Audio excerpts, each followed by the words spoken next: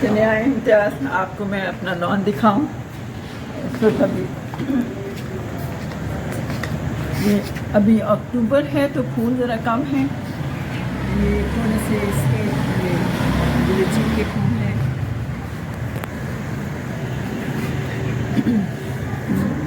یہ ہیں تھوڑے سے اس کے ہیں. یہ شبوں کی کلیاں اس کے پھول ہیں. یہ اسٹار وہ ہے جیسمین، اس کے آج کل نہیں ہوتے. یہ درخت جو ہے یہ ہے ہار سنگھا، اور اس کے ابھی تھوڑی دیر میں کھلیں گے پھول اور بہت خوشبو پھیل جائے گی. بہت ہی خوبصورت اس کا چھوٹا سا سفید پھول ہوتا ہے، پیچھے ڈنڈی زرد رنگ کی ہوتی ہے. تو اور آج کل یہ گلاب کی تو کٹنگ ہوئی ہے، کونپلیں نکل رہی ہیں. یہ دسمبر میں جا کے پھول دیں گے زیادہ. وہ اس کے اوپر ہے، وہ اس کے اوپر تھوڑے سے چند ایک پھول نظر آ رہے ہیں. اور یہ کالا امرود ہے، بڑا اسپیشل ہے، اور یہ اندر سے جامنی ہوتا ہے. یہ اس پہ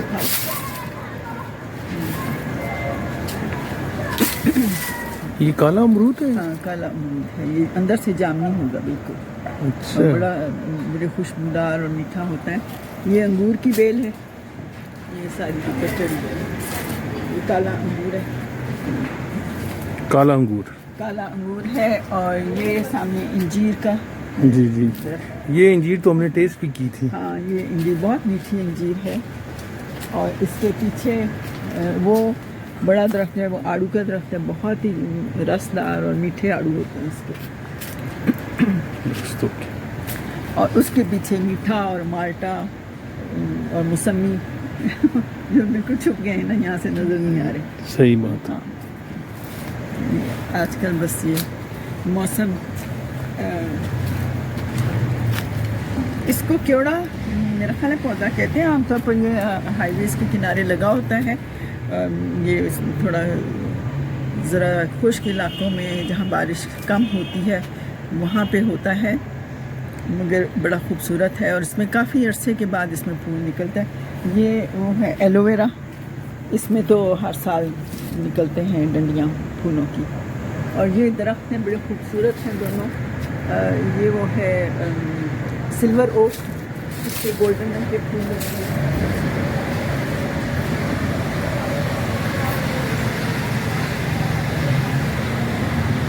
دوبارہ اب میں آپ کو اپنی پینٹنگز دکھاتی ہوں. یہ ہے زیادہ واٹر کلر میری یہاں پہ لگی نہیں. یہ مجسمہ میں ایم اے میں تھی تو میں نے بنایا تھا.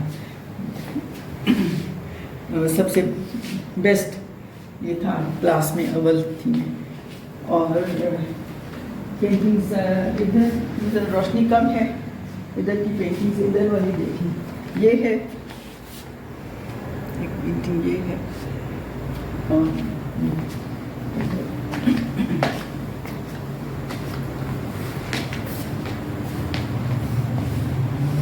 یہ خوبانی کے شگوفے ہیں. نہیں یہ میری پینٹنگ ہے. وہ ہے، یہ ہے. اس کے اوپر یہ ساری منیچر پینٹنگ. اس کے اوپر یہ مٹی کا برتن ہے اور ٹیراکوٹا کا. اس کے اوپر یہ ساری منیچر پینٹنگز میں نے کی ہوئی ہیں. یہ کچھ مزدوروں نے لاپرواہی کی تو اس کے اوپر یہ چونے کے پڑ گئے، تو یہ سارا یہ ہے. اور وہ ہیں کچھ پینٹنگز، وہ ساری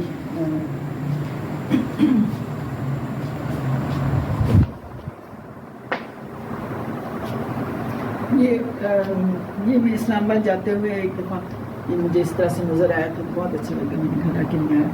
تو یہ لمحہ میں بڑی بہن کے گھر برآمدے میں لگے ہوئے تھے اس طرح سے. یہ کالج کا 6 فلور کالج کا ہے. 6 فلور کالج کا باغ بڑا ہی خوبصورت اس کا منظر ہے. اور یہ للیز ہیں.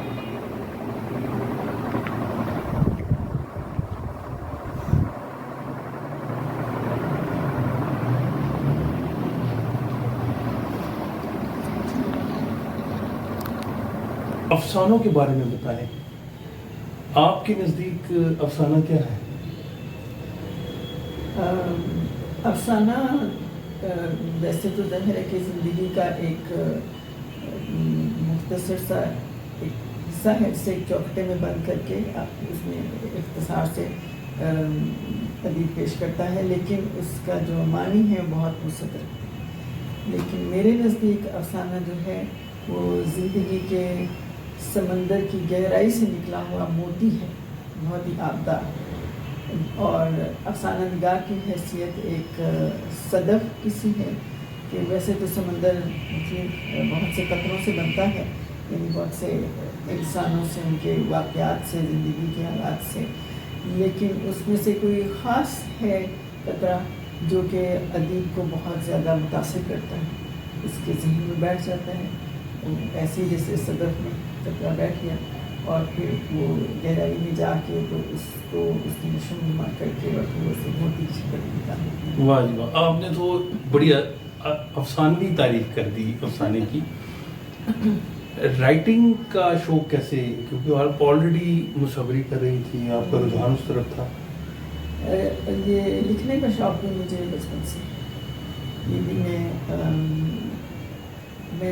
بتا رہی تھی کہ ہم لوگ، میرے والد کی ملازمت ایسی تھی کہ وہ اکثر دوروں پہ جایا کرتے تھے، نہر کے محکمے میں تھے، تو خوبصورت جگہوں کی سیریں ہم ان کے ساتھ جاتے تھے چھٹیوں وغیرہ میں۔ تو ان کا یہ ایک طریقہ تھا کہ جب واپس آئے جاتے وقت بھی وہ راستے میں بتا دیتے تھے کہ یہ دیکھتے جانا، واقعات ذہن میں رکھتے جانا، اور جب واپس آؤ گے تو اس کے اوپر تم لوگوں نے مضمون لکھنا ہے، چاہے انگلش میں لکھیں یا اردو میں لکھیں۔ تو اس طرح کرنے سے، اور میں ہمیشہ ادبی اسٹائل میں لکھتی تھی، میں یہ نہیں کہ یہ اب یہ واقعہ ہوا وہ واقعہ ہوا، اس طرح سے نہیں لکھتی۔ تو یہ انداز میرے پھر وہ ظاہر ہے کہ میں اپنے اساتذہ کو بھی دکھاتی تھی، اور کلاس میں بھی جو مضامین وغیرہ ملتے تھے لکھنے میں، اس میں ادبی مضمون سلیکٹ کرتی تھی، تو وہ ان کو بہت پسند آتے چلا گیا اور مجھے وہ حوصلہ دیتے گئے، اور پھر یہاں تک کہ معاملہ ہو گیا کہ جب تک میرا کوئی مضمون یا کہانی میگزین کے لیے نہیں آئے گی، میگزین نہیں چھپے گا، تو اور اکثر ہی وہ بہترین اس کو کہا جاتا تھا۔ تو پھر اس طرح سے مجھے، میرا خیال ہے کہ پہلا افسانہ میں نے 15 سال کی عمر میں لکھا، جو بھی میرے پاس میگزین موجود ہے اس میں ہے، اور اس کے ساتھ میں نے پھر ان کو اخبار خواتین والوں کو بھیجنا شروع کر دی۔ پہلا ہی جو بھیجا وہ چھپ گیا، اس عمر میں بڑا حوصلہ ہوتا ہے، یہ تو جی بالکل، اس میں کوئی شک، پہلی تحریر کا چھپنا، ہاں، اور پھر ایک، اور وہ عمر ایسی، تو اس کے بعد یہ کہ یہ بھی میرے لیے بڑا اعزاز تھا کہ 2-3 مہینے میں نہیں بھیجتی تو مجھے وہاں سے خط آ جاتا تھا کہ آپ اپنا نیا افسانہ بھیجیں۔ تو لیکن یہ، اور ظاہر ہے کہ بڑا یہ میرے لیے فخر کی بات ہوتی تھی، سب میں اپنے آپ کو ابھی سمجھنے لگی تھی لیکن میری والدہ کو نہیں، میری مصوری کی طرح ان کو میرا افسانہ نگاری نہیں پسند تھی بالکل، اور بالکل بہت اس معاملے میں بڑا جھگڑا ہوتا تھا، بڑی ڈانٹ پڑتی تھی، پھاڑ دیے جاتے تھے وہ میگزین جن میں افسانہ چلتا تھا۔ تو حالانکہ ان کا کوئی قصور نہیں ہے، میگزین قصور تو آپ کا تھا۔ بہرحال پھر میں یہ جب مصوری اس میں فائن آرٹس میں داخلہ لے لیا، پھر یہ بڑا ٹائم کنزیومنگ مضمون ہے، تو اس کی طرف میرا زیادہ دھیان ہو گیا، کام اس میں میں نے کچھ ڈانٹ اتنی پڑتی تھی کہ ایک چیز کی طرف دھیان دوں، میں اتنا جھگڑا نہ ڈالوں کے لیے، تو چھوڑ دیا لکھنا۔ بہت کام کبھی کبھار لکھا، جب بھی کبھی لکھا سب نے بڑا پسند کیا، تو پھر میں نے بڑے عرصے کے بعد میں نے بالکل، اب میرا خیال ہے کہ 25-30 سال میں نے دوبارہ باقاعدہ لکھنا شروع کیا۔ تو باقاعدہ لکھتے لکھتے پھر اب ایسا لکھا کہ آپ کو مجموعہ آ گیا؟ ہاں، دوسرا بھی آنے والا ہے۔ اچھا، دوسرا بھی آنے والا ہے۔ دوسرے بھی آنے والا ہے۔ میں نے اسٹوڈنٹس کے لیے، میری ایم اے کی کلاس کے لیے یونیورسٹیز کے ساتھ کمپٹیشن ہوتا تھا، تو اس کے لیے میں نے ان کے لیے اسٹیج کے ڈرامے بھی لکھے، جو کہ ہمیشہ ہی ہمارے اول آتے تھے، ہمیں معلوم نہیں ہے، تو اس سے بھی بڑی حوصلہ افزائی ہوئی۔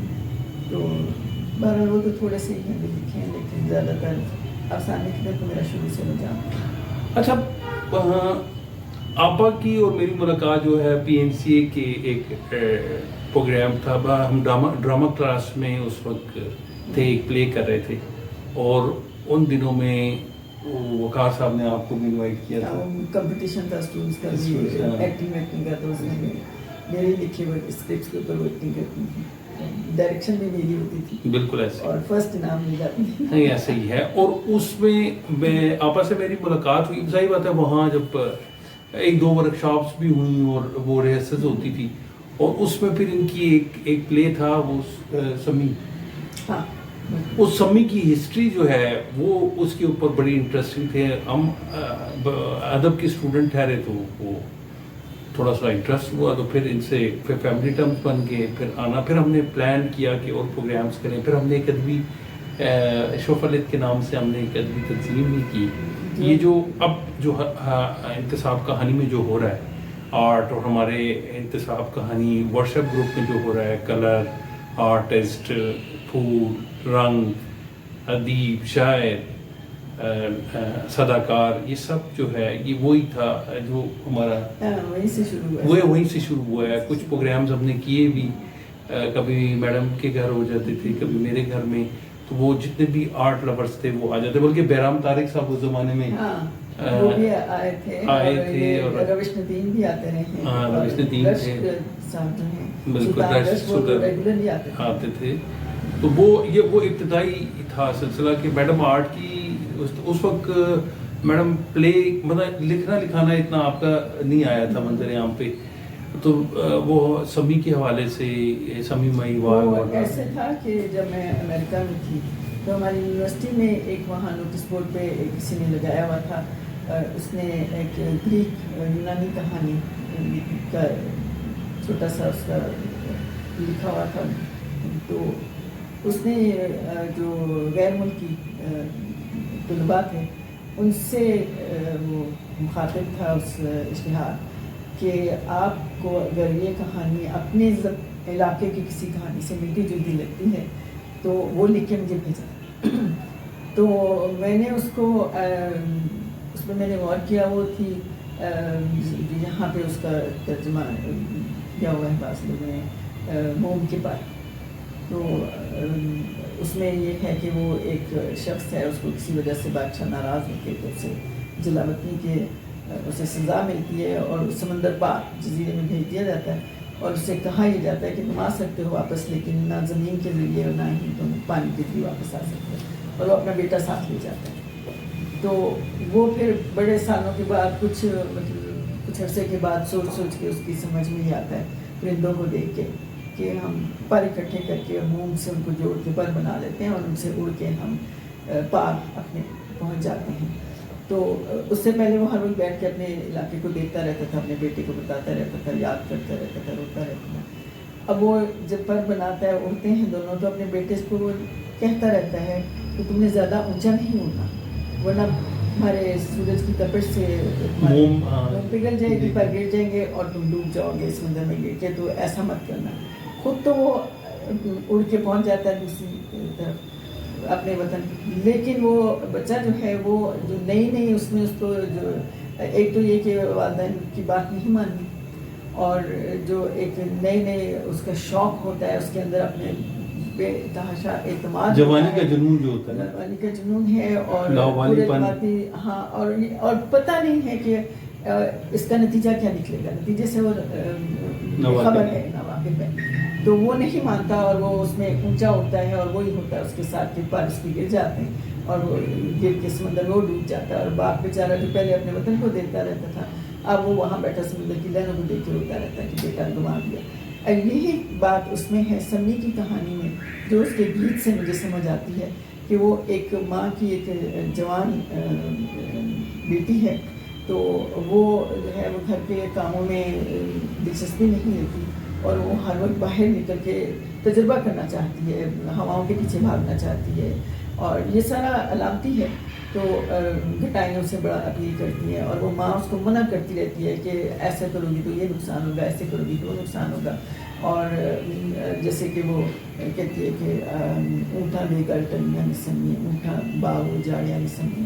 مطلب یہ کہ تمہیں بہت یہ چیز جو ہے یہ تمہیں اٹریکٹ کر رہی ہے، تم اپنی طرف کشش تمہیں ہے اس میں محسوس ہو رہی، لیکن گھنٹیوں کی آوازوں میں اور یہ سب. لیکن یہ ہے کہ انجانے لوگوں کے پیچھے مت بھاگو اس میں تم نقصان اٹھاؤ گے، تمہیں بہت نقصان ہو سکتا ہے، یہ مطلب اس کی ماں کا.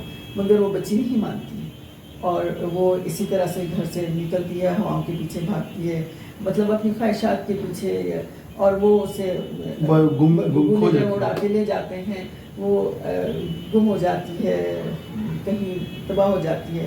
تو اس کی ماں پھر اس کی یاد میں روتی رہتی ہے، اور وہ یہ وہاں سے یہ گیت بنا ہے، سمی میری بار مہماری ہے اس کی.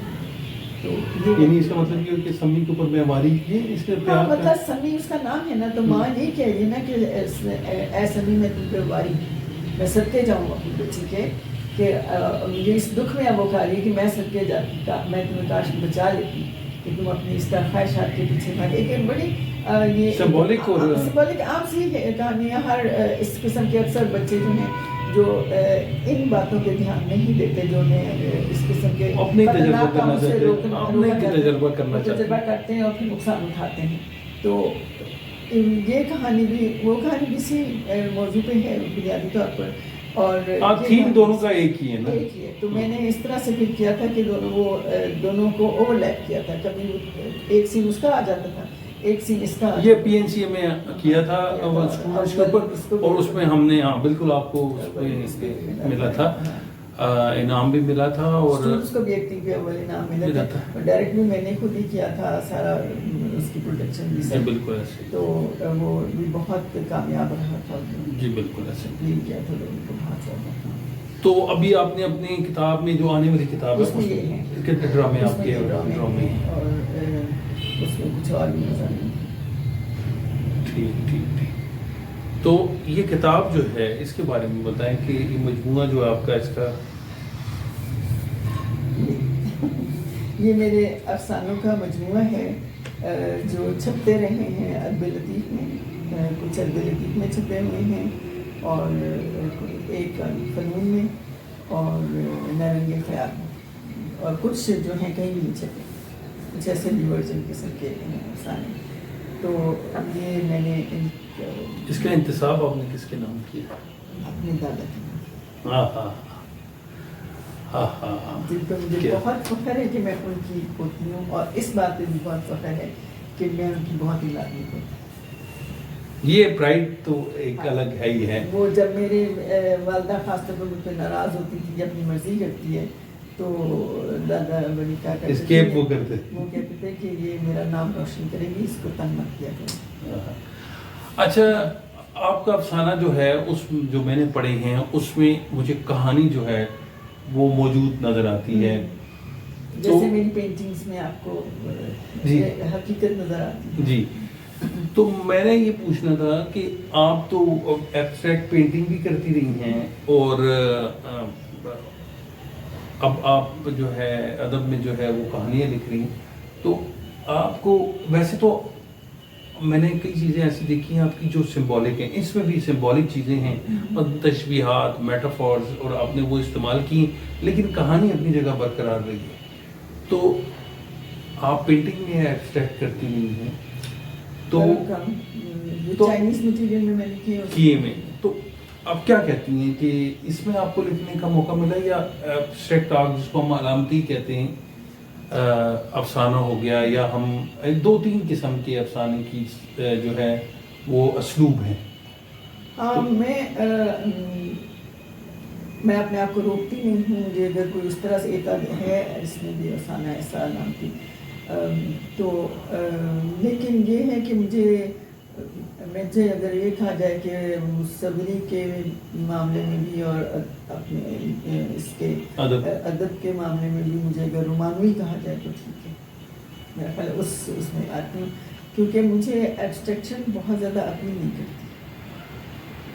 میں اس لیے بھی اپیل نہیں کرتی، شاید میرا کچھ مزاج بھی ایسا ہے، اور دوسرا یہ کہ میں سمجھتی ہوں کہ یہ ایبسٹریکشن جو ہے اور ایبسرڈ رائٹنگ، وہ اس کی خاص وقت تھا، خاص واقعات تھے یورپ میں، جس کی وجہ سے یہ سارا اس قسم کا ڈیولپ ہوا.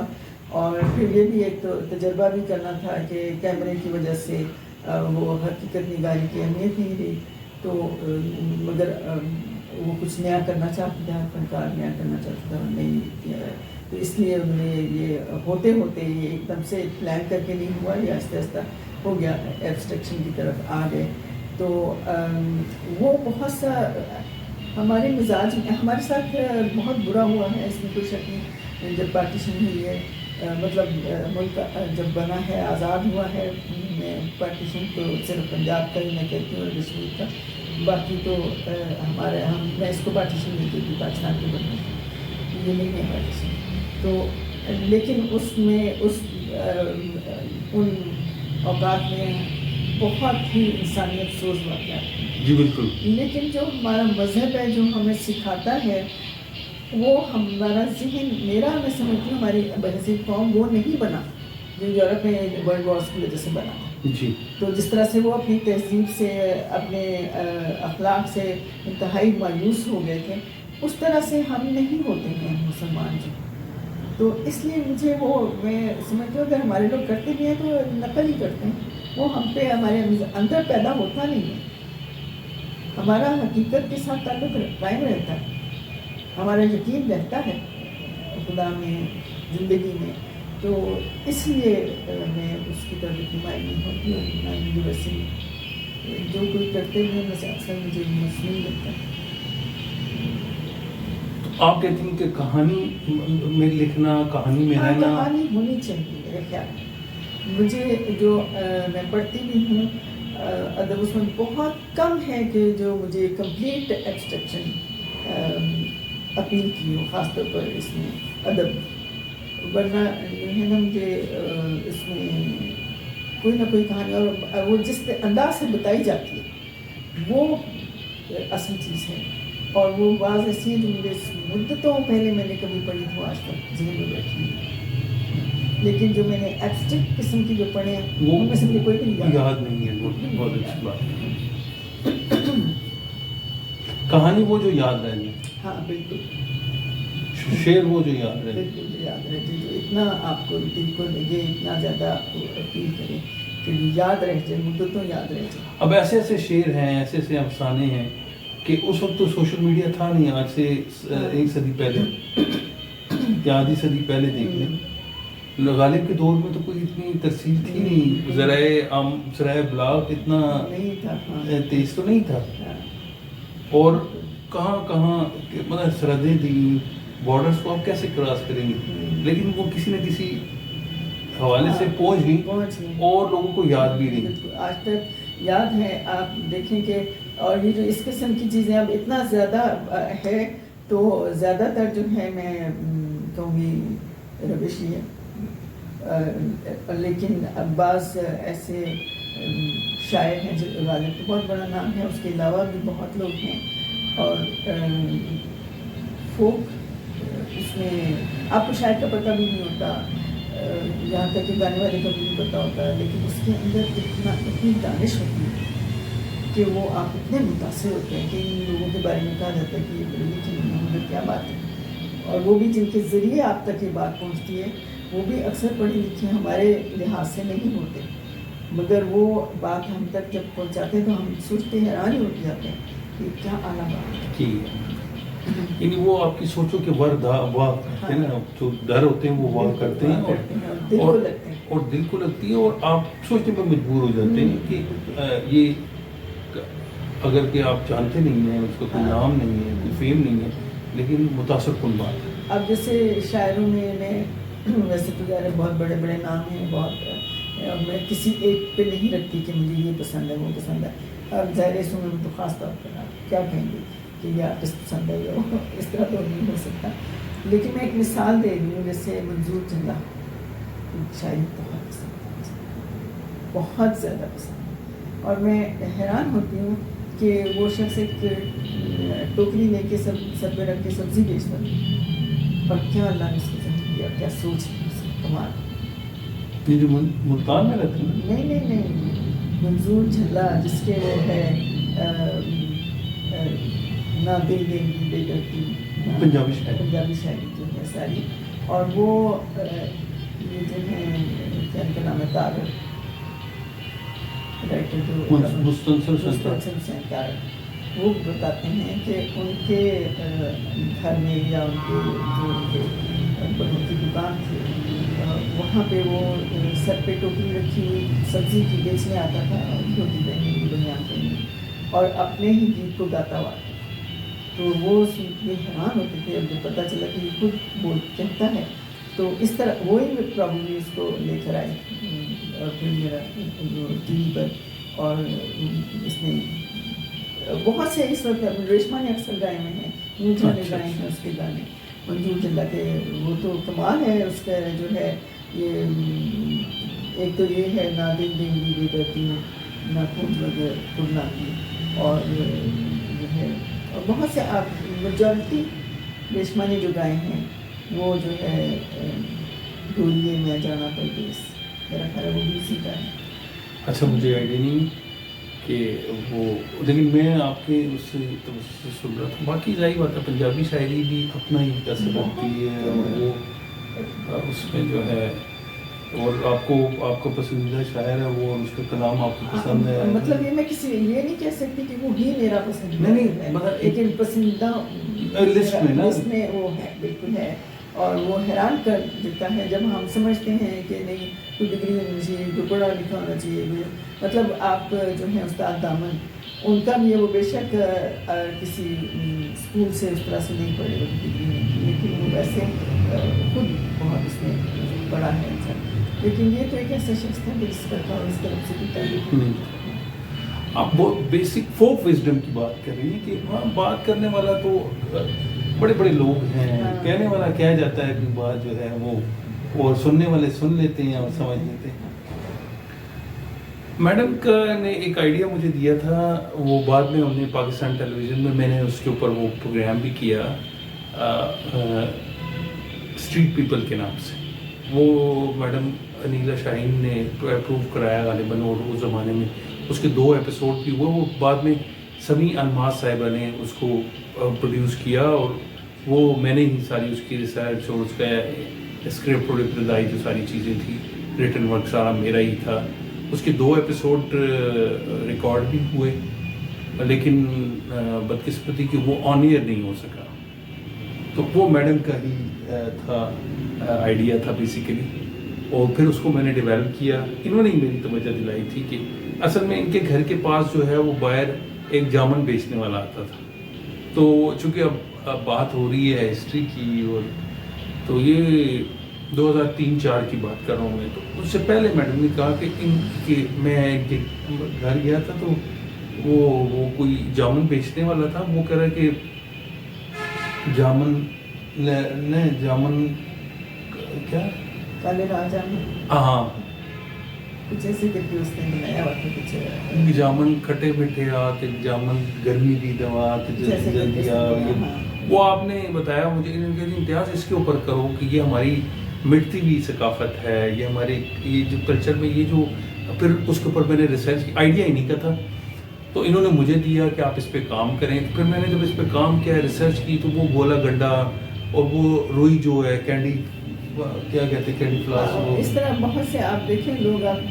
ہمیں ایک دفعہ مجھے اپنی کاٹن کینڈی ماڈل نہیں آیا تھا، ڈرائنگ لائف ڈرائنگ میں کرواتی تھی، ماڈل نہیں آیا تھا. تو میں ہمارا کالج 6 روڈ کا کالج ہے سیکرڈ ٹاؤن کا، اس کی بیک پچھلی طرف وہ ہے سیدپور روڈ.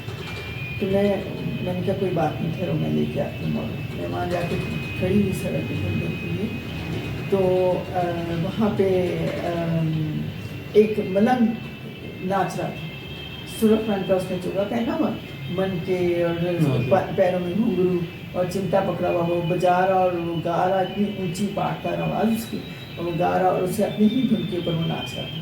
تو میں نے اس کو ایک میں نے کہا یہ میرا ماڈل ہے. اس نے جیسے اپنا روکا تو میں نے اسے بلا دیا، میں نے اسے بتایا کس طرح لڑکیاں تم کرو گے اپنا یہ ناچ گانا، تو وہ تمہیں دیکھ کے تصویر بنائیں گے، ہم تمہیں کچھ پیسے دیں گے. وہ بڑا خوش آ گیا. تو اس کو کلاس کے درمیان میں نے کھڑا کیا، اور وہ اس نے بجانا شروع کیا اور ناچنا شروع کیا، اور آپ یہ دیکھیں کہ ساری کلاس ہی وجد میں آ گئی. اور اتنا بہترین کام لڑکیوں نے اس دن کیا. اس کو ہم نے اسے روکا نہیں، بٹھایا نہیں، کھڑا نہیں کیا، وہ اپنے گاتا رہا اور ناچتا رہا، گھومتا رہا. اور وہ اس کی جلدی جلدی اس کے اسکیچز بناتی رہی، اور ساتھ ہی کلر، میں نے کہا ساتھ ہی برش پکڑو، ساتھ ہی اسٹروکس لگاؤ، سارا پر وہ اتنا زبردست کام اس میں ہوا تو اور سارا ہمیں اس نے انسپائر کیا.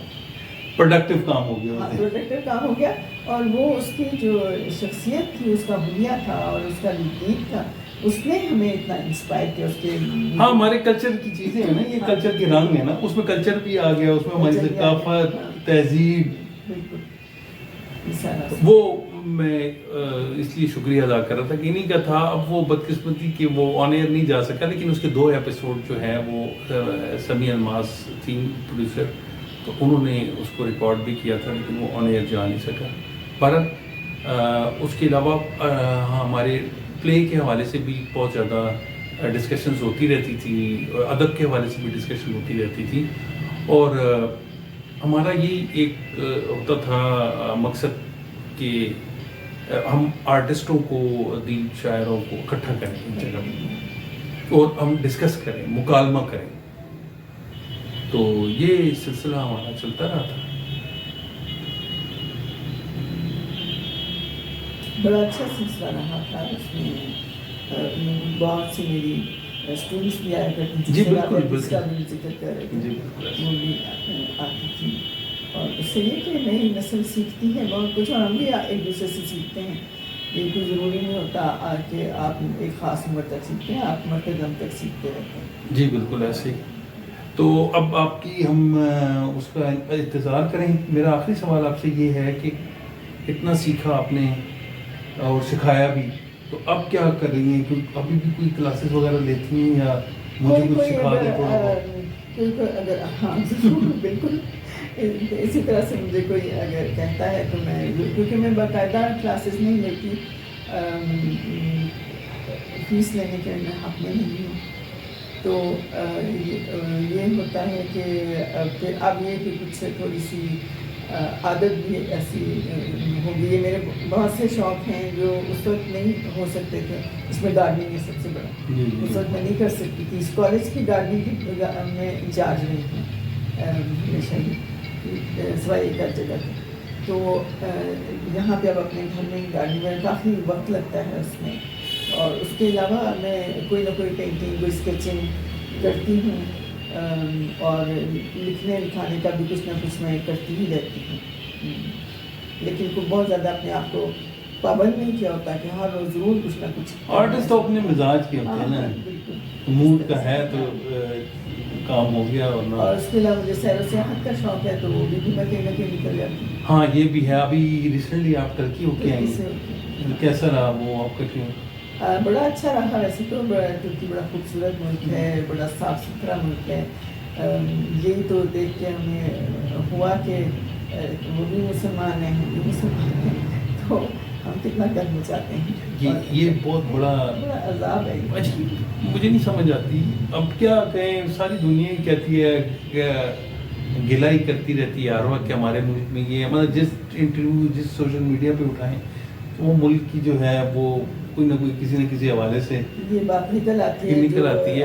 وہاں پہ ہمیں کہیں بھی ہم لوگ گئے ہیں, میں بڑی شاہراہوں سے بھی گزرے ہیں, اس میں دیہاتوں میں سے بھی گزرے ہیں, اور بعض ایسی جگہیں بھی تھیں جہاں پہ ویسے تو خوشحال ملک ہے ہمارے مقابلے میں, لیکن بعض ایسی بھی جگہیں نظر آئیں جہاں پہ ٹوٹی پھوٹی گاڑیاں تھیں اور ذرا گھر ایسے تھوڑے بلڈنگوں والے گھر نظر آ رہے تھے, لیکن کوڑے کے ڈھیر بھی کہیں نظر آئے, گند نہیں پڑا ہوا نظر آئے. یہ بہت بڑی خوبی.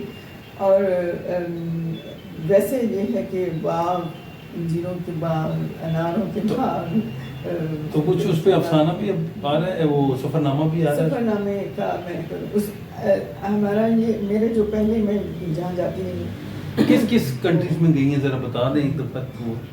گئی ہیں, میں گئی ہوں اسپین گئی ہوں, پرتگال گئی ہوں, فرانس, جرمنی, اٹلی اور امریکہ, بہت ساری اسٹیٹس دیکھی ہیں, اور اس کے علاوہ بنگلہ دیش, چین 2 دفعہ گئی ہوں, ملیشیا, انڈونیشیا, سنگاپور, میرے خیال شاید بھی رہ گیا. ٹھیک ہے, چلیں. سعودی عرب گئی ہوں, عمرے کے لیے گئی.